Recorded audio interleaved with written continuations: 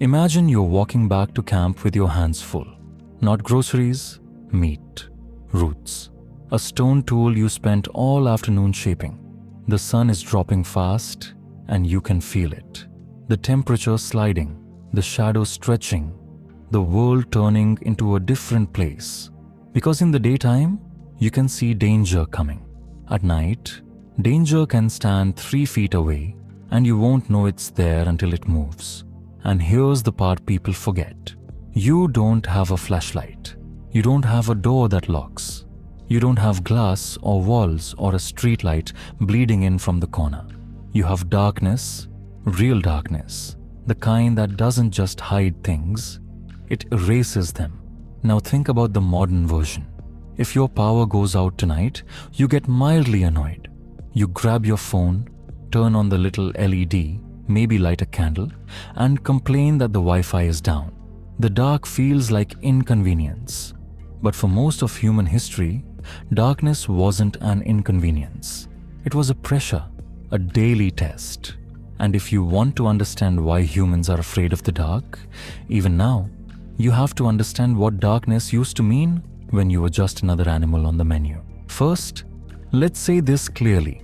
Humans didn't invent fear of the dark like it's a cultural superstition.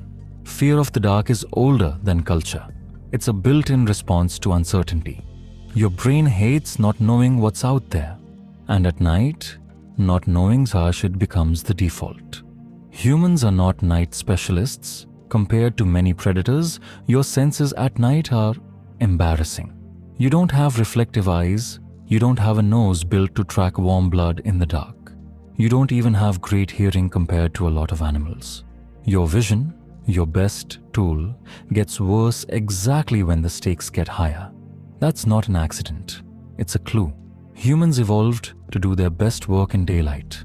We're built for the sun. Color vision, long-distance walking, scanning landscapes, reading faces, reading intention.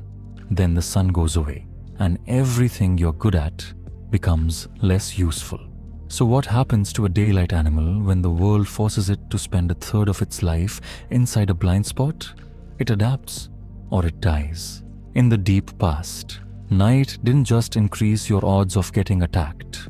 It changed the entire map of survival. Predators that hide in the heat during the day become active. Temperatures drop.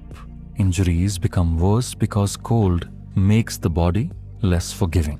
And if you're separated from your group, you don't just feel lonely. You become vulnerable in a way daylight never makes you. Even a small mistake gets amplified.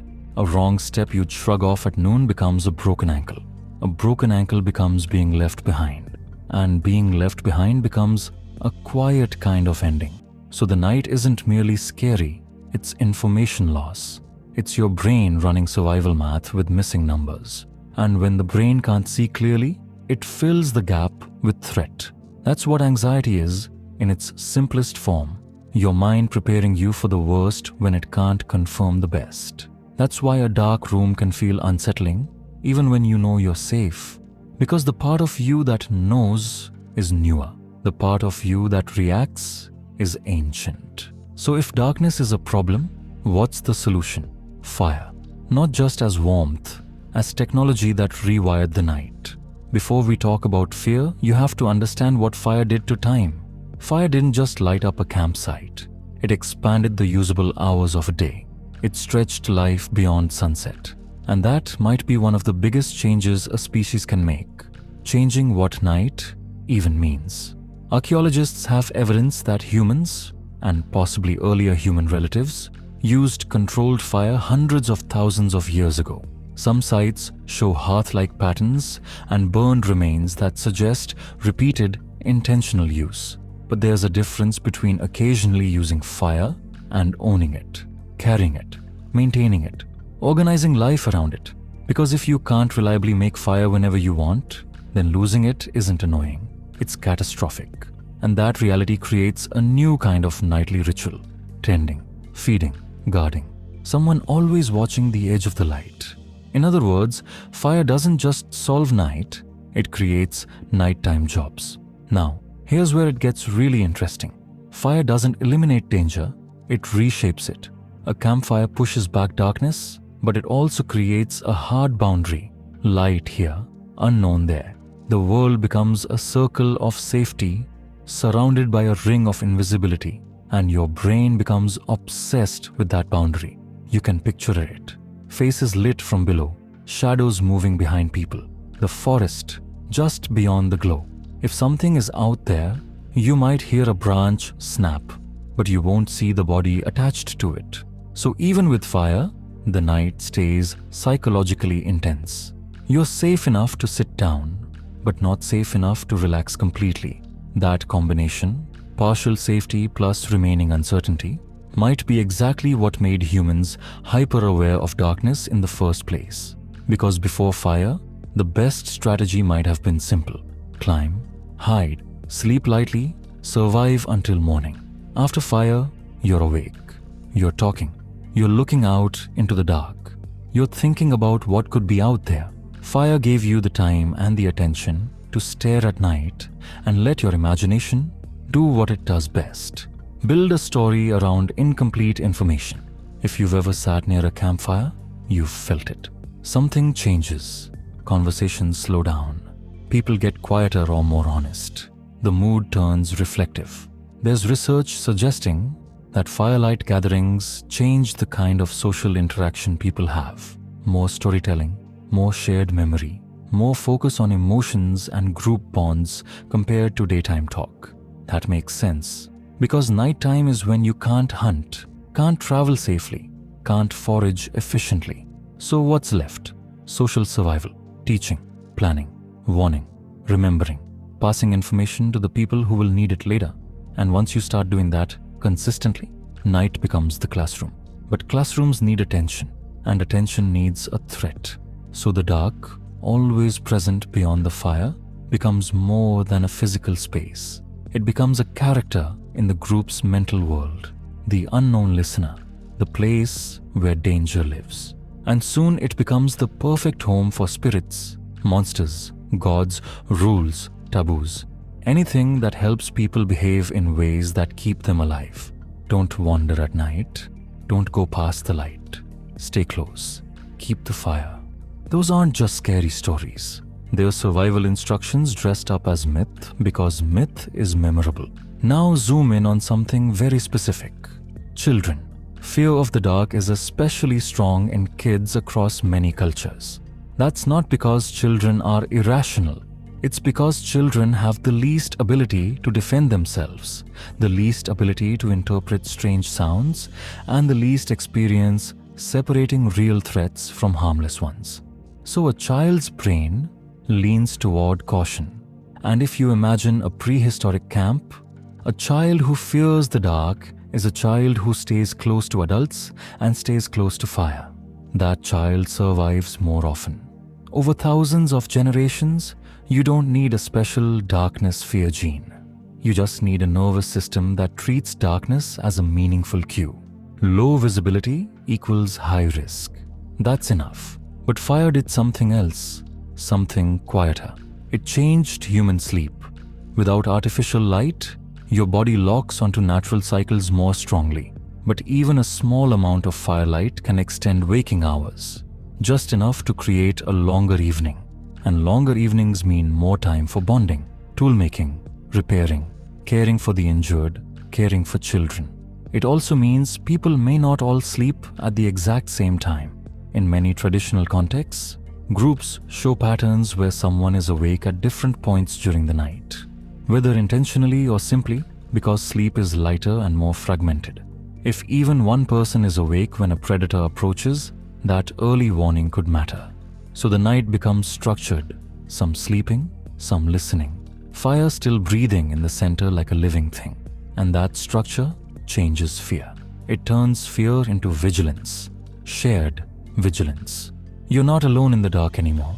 You're part of a system. But here's the twist. Fire didn't just protect humans from the dark, it made us mentally live in the dark more than ever before. Because now, the day doesn't end when the sun disappears. Now you have hours to think. Hours where the outside world is quiet and dangerous, and the inside world of the mind gets louder. And the mind is a pattern-finding machine.